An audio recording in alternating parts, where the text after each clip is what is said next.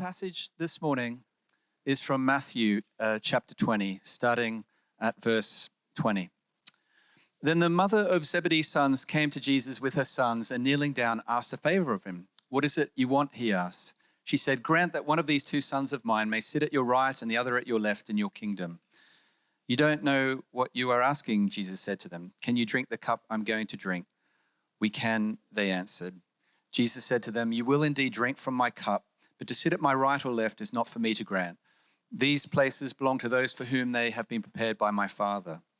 When the 10 heard about this, they were indignant with the two brothers. Jesus called them together and said, "You know that the rulers of the Gentiles lord it over them, and their high officials exercise authority over them. Not so with you. Instead, whoever wants to become great among you must be your servant, and whoever wants to be first must be your slave, just as the Son of Man did not come to be served, but to serve and to give his life as a ransom for many." As Jesus and his disciples were leaving Jericho, a large crowd followed him. 2 blind men were sitting by the roadside, and when they heard that Jesus was going by, they shouted, "Lord, Son of David, have mercy on us." The crowd rebuked them and told them to be quiet, but they shouted all the louder, "Lord, Son of David, have mercy on us." Jesus stopped and called them. "What do you want me to do for you?" he asked. "Lord," they answered, "we want our sight." Jesus had compassion on them and touched their eyes. Immediately their sight was received and they followed him.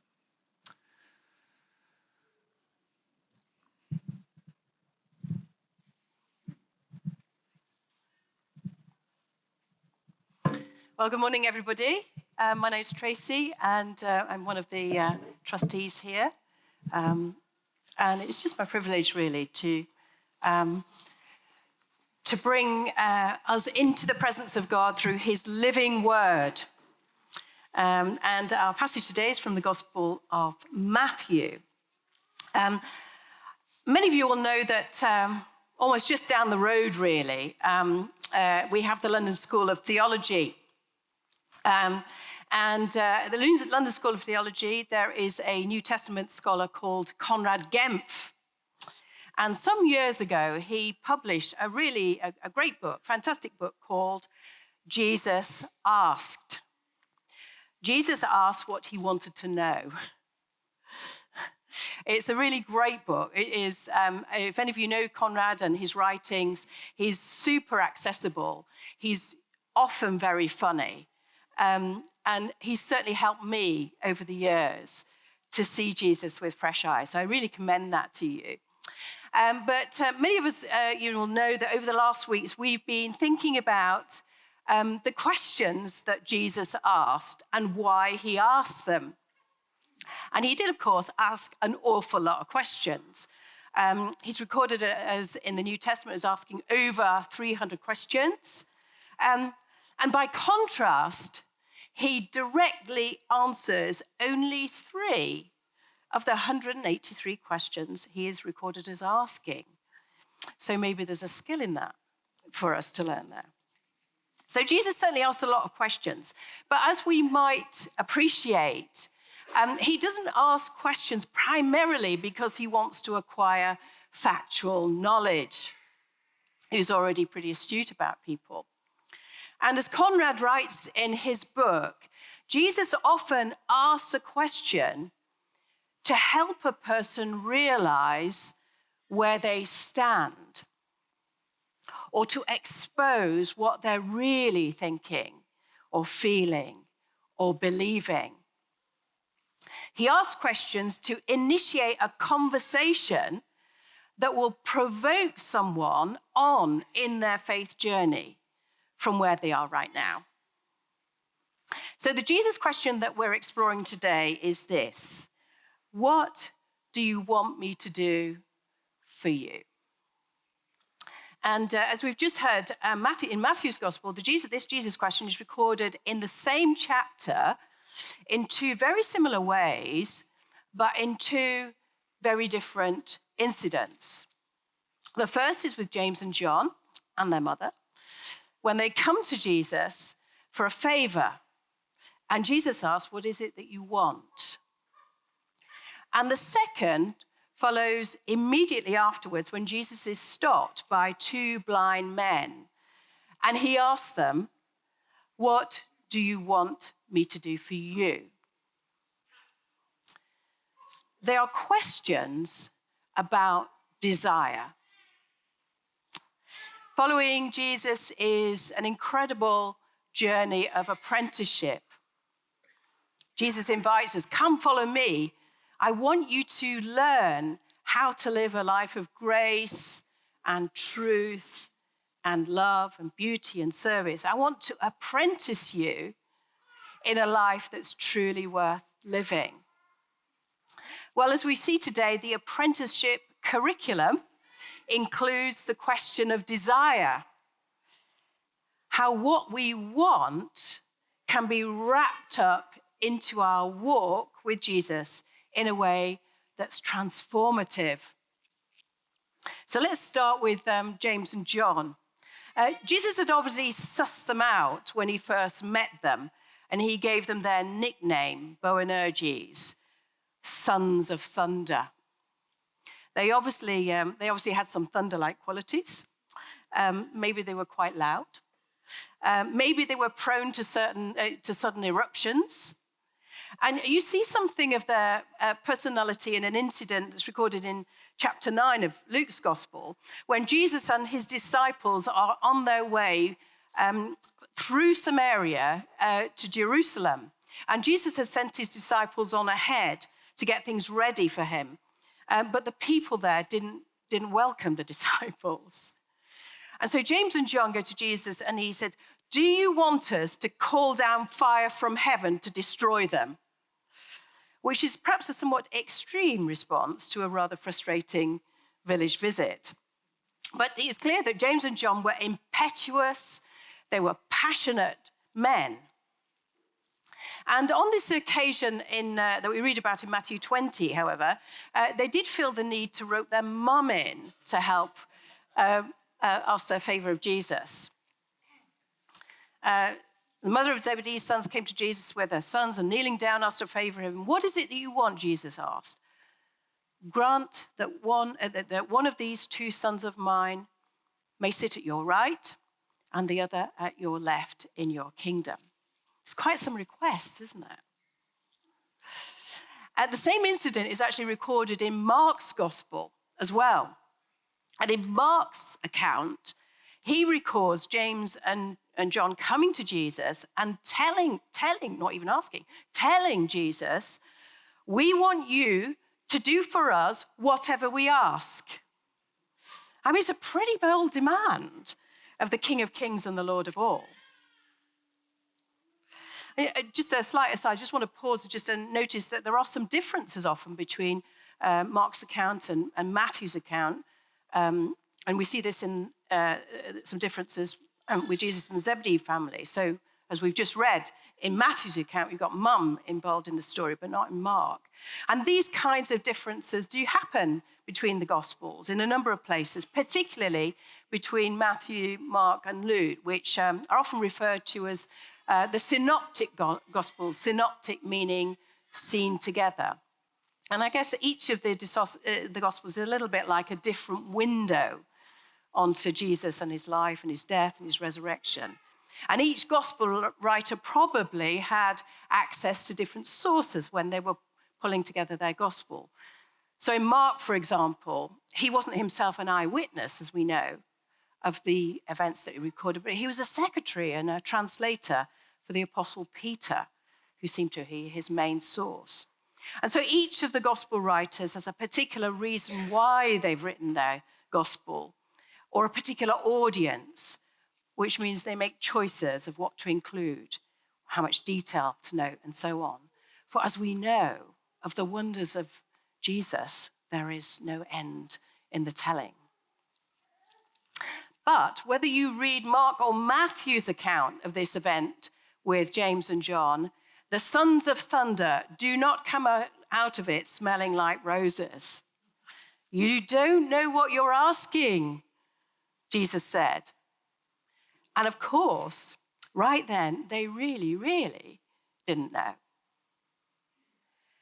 And so not only was this an arrogant ask.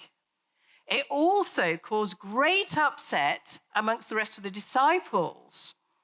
James and John had really got up their nose, and they were indignant when they heard about it. And it's actually not quite clear whether this was a holy humility that they were expressing or just jealousy.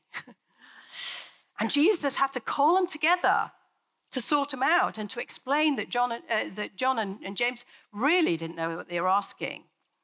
He had to teach them that the way of his kingdom was down, not up. And that those who want to be great need to become servants, to lay their lives down for the sake of others. The first must be last. Now James and John were insiders in this Jesus movement. In fact, they were part of Jesus' inner circle, it seems. And along with Peter, they were often with Jesus at special times, like the healing of Jairus' daughter or Jesus' transfiguration.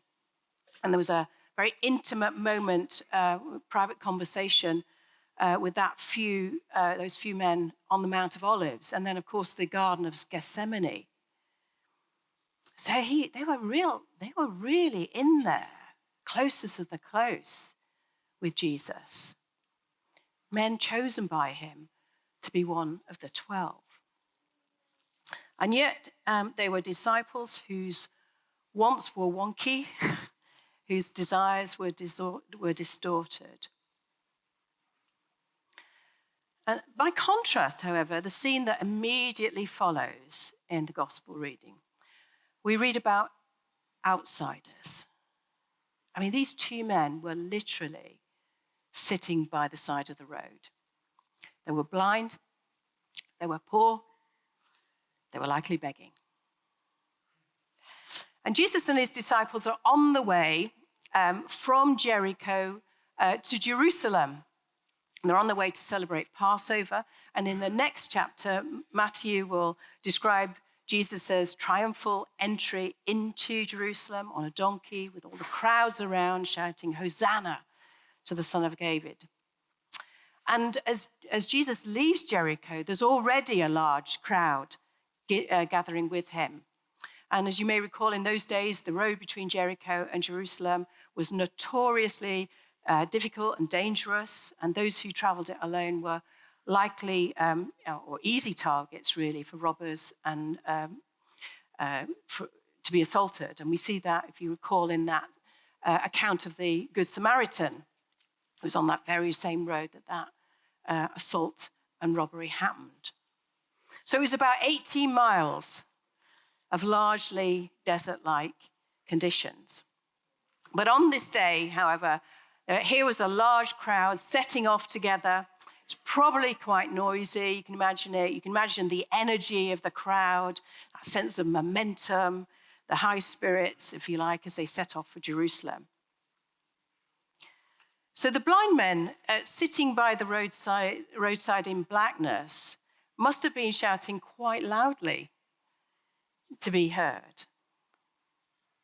Lord, Son of David, have mercy on us, they shouted, only a lot louder, I imagine. In fact, so loud that the crowd rebuked them for being too loud. But they cried out all the louder. And Jesus stopped and he called them. And I think that perhaps there are some of you here today who only need to know this, that Jesus will stop for you. That Jesus will hear you calling out to him, even from the sidelines, even if you feel like you're sitting in darkness. You know, here we have Jesus on the greatest mission of all time.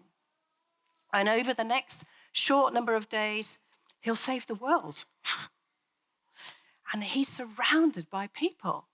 I mean, it can't have been easy to stop when you're surrounded by such an enthusiastic crowd. There's a momentum in it. And yet he did. He stopped. He wasn't too busy with important business to respond. He didn't let the noise of others stifle their cry. Jesus will stop for you.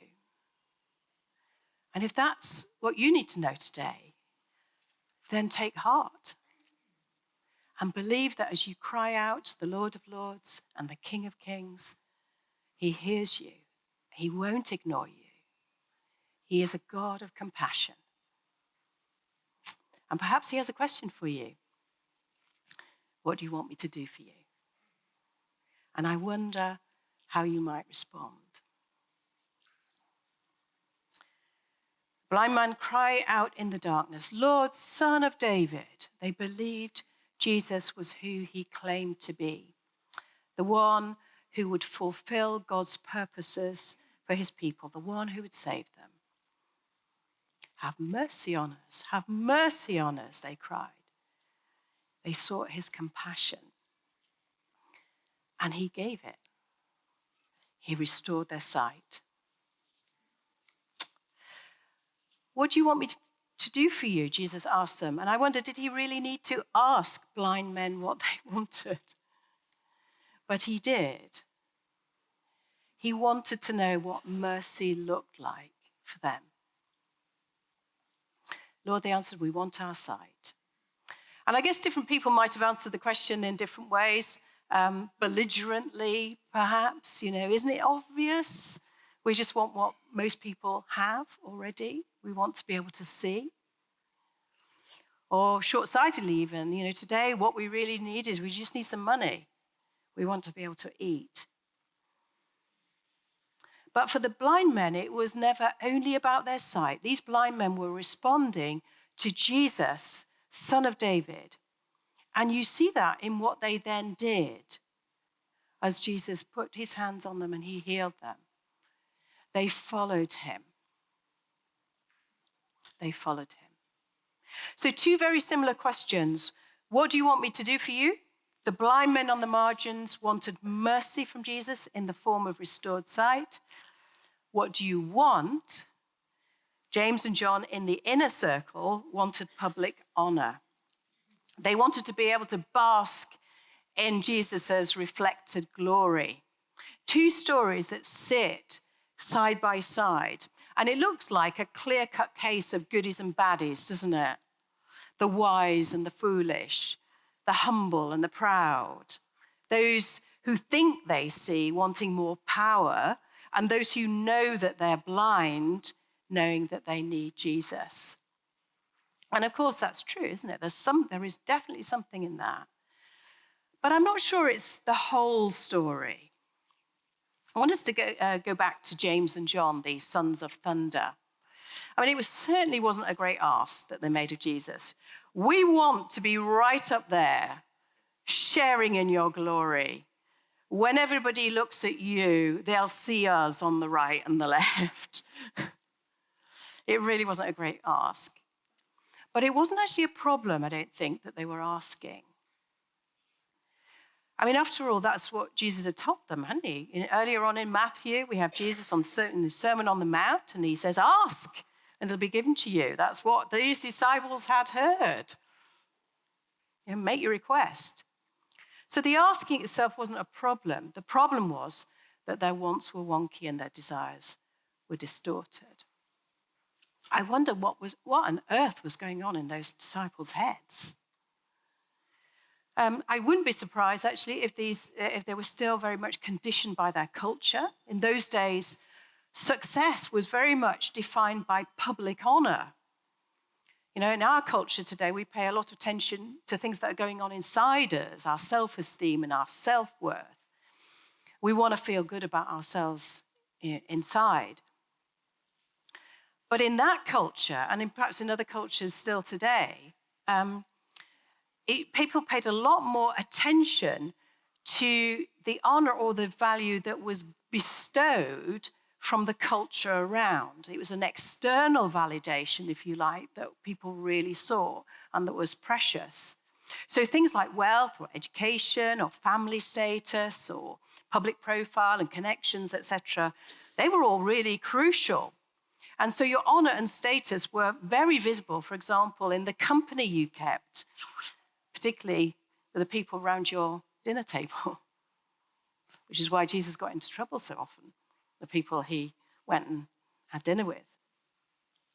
So if public honor were the measure of success in your world, and you were starting to grasp that here was Jesus, really the Messiah that they were looking for and longing for, might you not just want to be in his orbit, up by his side, up close and central? And I wonder how much our own desires still are shaped by our concerns about our own reputation and our place in society.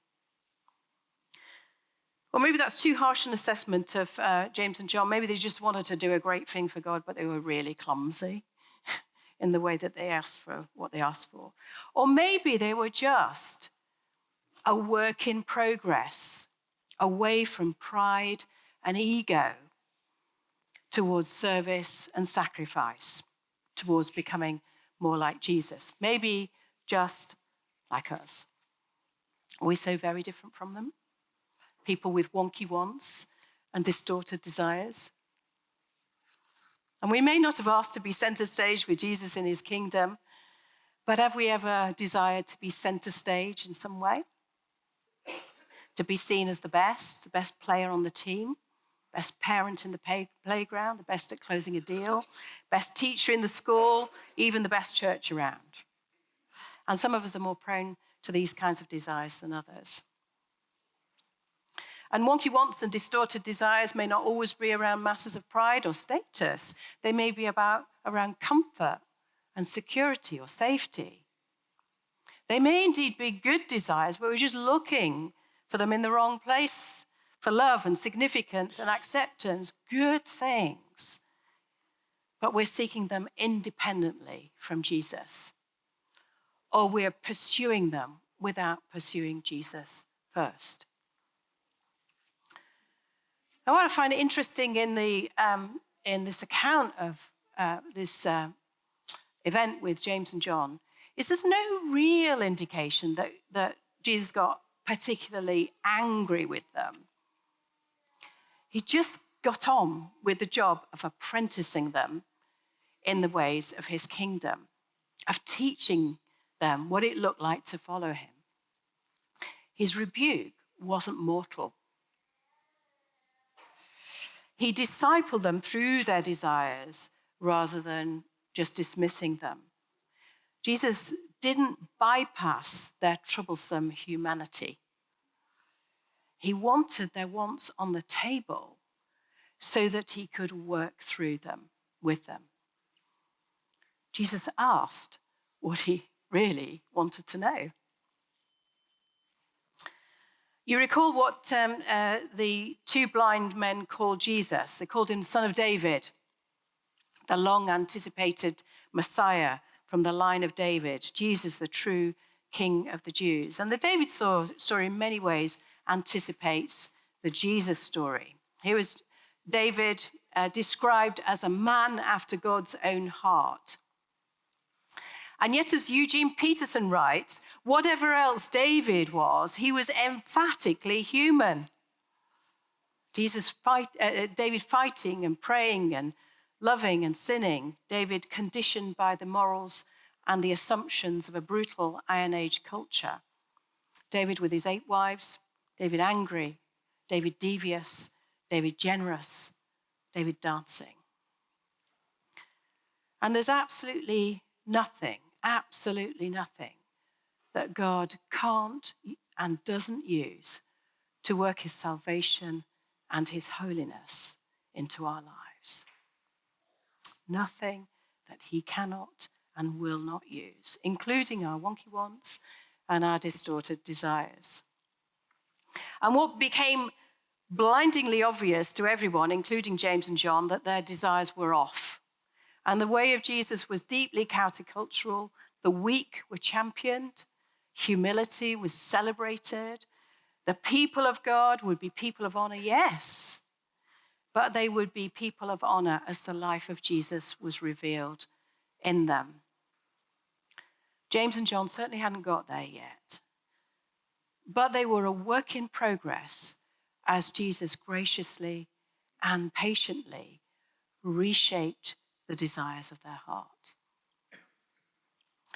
And I sense in this an invitation to us all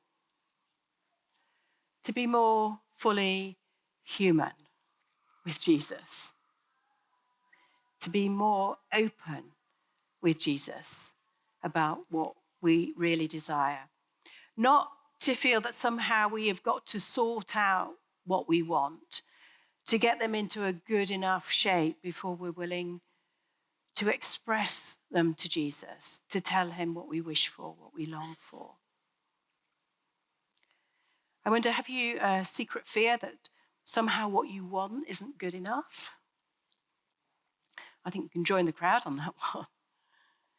Isn't that all of us at some time, in some way? But what if we took Jesus' question seriously? What do you want me to do for you? And answered it honestly, warts in and all, day in and day out. I wonder what Jesus might do for us, what might do in us over the years. What might he do through us? And I wonder, isn't that really what Jesus wants and what we see as he asks all of these questions of us? That he wants us to be real with him, without masks, willing to open ourselves up fully to him so that he can love us and work his wonderful transformation in us, just as he did with James and John. From sons of thunder with arrogant aspirations of greatness, James and John went on to become prominent leaders in the earliest Christian church.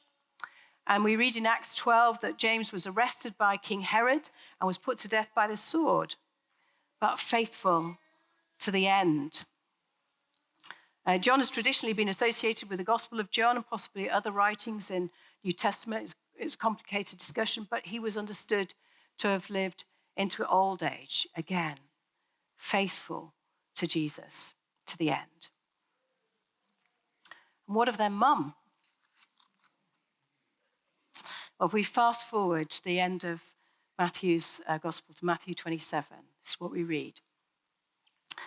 When the centurion and those who were with him, keeping watch over Jesus, saw the earthquake and what took place, they were filled with awe and said, "Truly, this was the Son of God."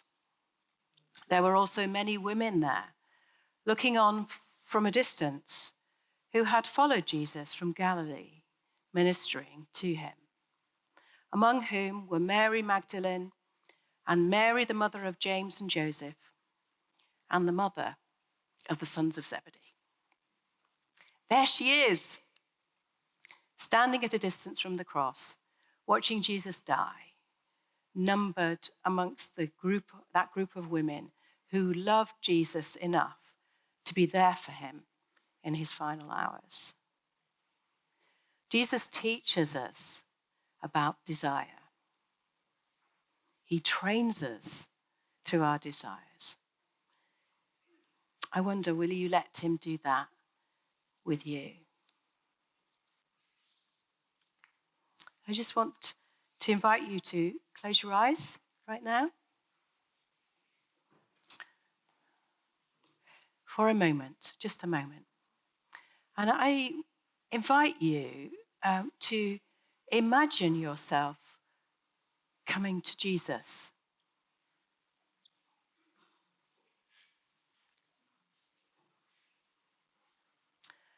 And I want you to notice that you have his full attention. He has stopped for you. And I want you to hear him asking this question: what do you want me to do for you? And just in this moment, I just invite you to answer him honestly. What do you want me to do for you?